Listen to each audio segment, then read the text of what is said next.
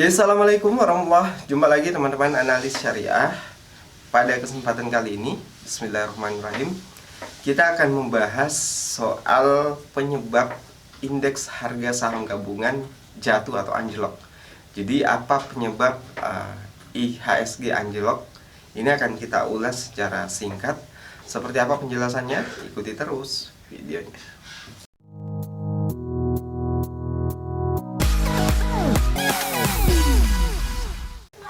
Oke teman-teman, analis syariah terkait karena di beberapa hari terakhir ini setelah bulan Ramadan ternyata indeks harga saham gabungan bukannya naik tapi malah anjlok sejadi-jadinya. Jadi terkadang teman-teman kalau yang baru masuk di pasar saham, kalau melihat bursa efek itu jatuh anjlok lebih dari 1% dalam sehari, bahkan kalau ada yang lebih 2%, maka biasanya ada faktor-faktor yang sangat kuat, terutama dalam hal fundamental yang bisa mempengaruhi pasar nantinya. Dan biasanya ini disebabkan oleh panic selling terkait dengan berita tersebut. Nah, pada kesempatan kali ini teman-teman, kita akan fokus membahas satu persoalan penyebab indeks harga saham gabungan anjlok pada saat ini, yaitu di bulan Mei 2022. Jadi teman-teman, sempat beberapa hari terakhir ini indeks harga saham gabungan bahkan jatuh di atas 3% dalam sehari. Dan di dalam kondisi seperti ini teman-teman yang memegang saham yang pertama, saham yang valuasinya sudah kelewat mahal, maka itu resikonya pasti jauh lebih besar dibanding saham-saham yang second liner yang valuasinya sangat murah. Bahkan sekalipun jatuh itu teman-teman bisa tetap santai. Nah, ini mau saya sampaikan teman-teman. Jadi ini terkait dengan The Fed. Jadi The Fed ini adalah satu lembaga yang kalau di Indonesia itu kita samakan dengan BI atau Bank Indonesia.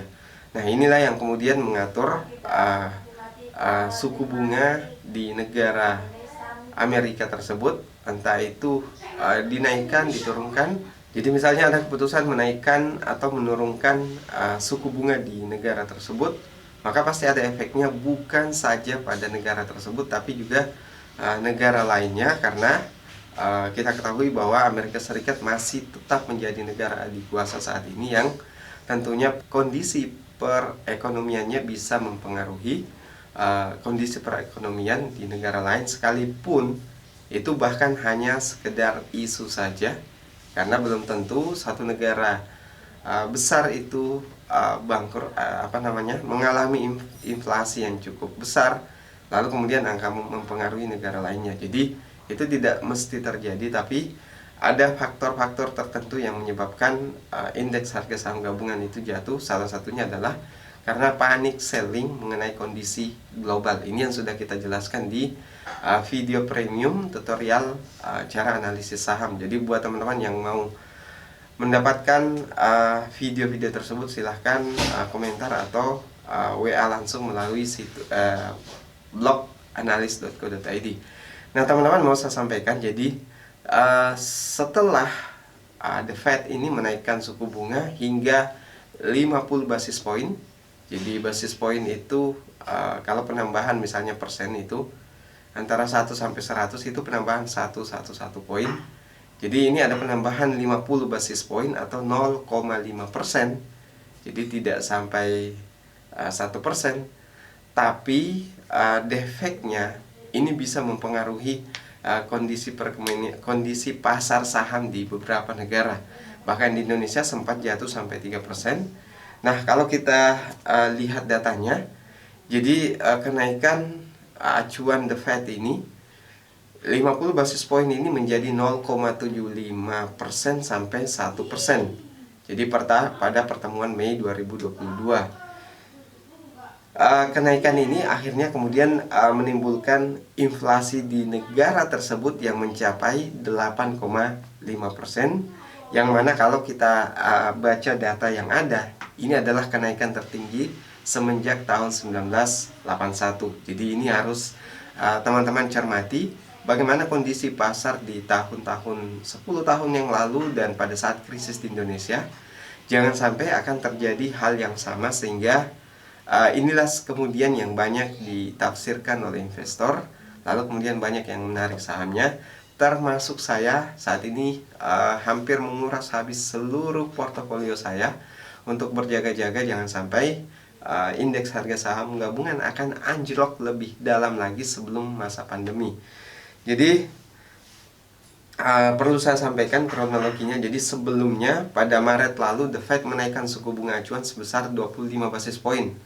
The Fed sendiri menyiratkan potensi kenaikan suku bunga masih akan terjadi dengan kenaikan 50 basis poin dalam beberapa pertemuan ke depan. Jadi ini sebelumnya ya teman-teman. Nah di sisi lain, ekonomi Amerika Serikat di luar dugaan mengalami kontraksi minus 1,4% pada triwulan pertama 2022. Jadi pada konsensus pasar memprediksi pertumbuhan 1,1% pada kuartal 1 2022, menyusul pertumbuhan signifikan di kuartal 4 yaitu sebesar 6,9%, karena prediksi akan naiknya pertumbuhan ekonomi suatu negara tapi kemudian berbalik arah menjadi minus, maka biasanya itu akan menimbulkan terjadinya resesi. Jadi resesi sudah kita bahas sebelumnya, itu terjadi berapa kali periode pengunduran dari target pertumbuhan suatu negara baru kemudian dikatakan resesi. Itu sudah kita bahas di video sebelumnya, teman-teman silahkan cek. Tapi yang jelas di sini saya mau mengambil kesimpulan bahwa dari sebelum pandemi atau pada saat masa pandemi banyak pakar-pakar yang menyampaikan bahwa akan ada satu hal yang jauh lebih dahsyat daripada pandemi ini yang akan menyebabkan perekonomian atau pasar saham itu jatuh. Nah, pada kesempatan kali ini mungkin mulai terjawab sedikit demi sedikit, karena inflasi ini kalau kita lihat data indeks harga saham gabungan itu hampir tidak pernah mencapai lebih 3% penurunannya semenjak tahun pada saat Soeharto hendak lengser, yang penurunannya memang cukup dahsyat.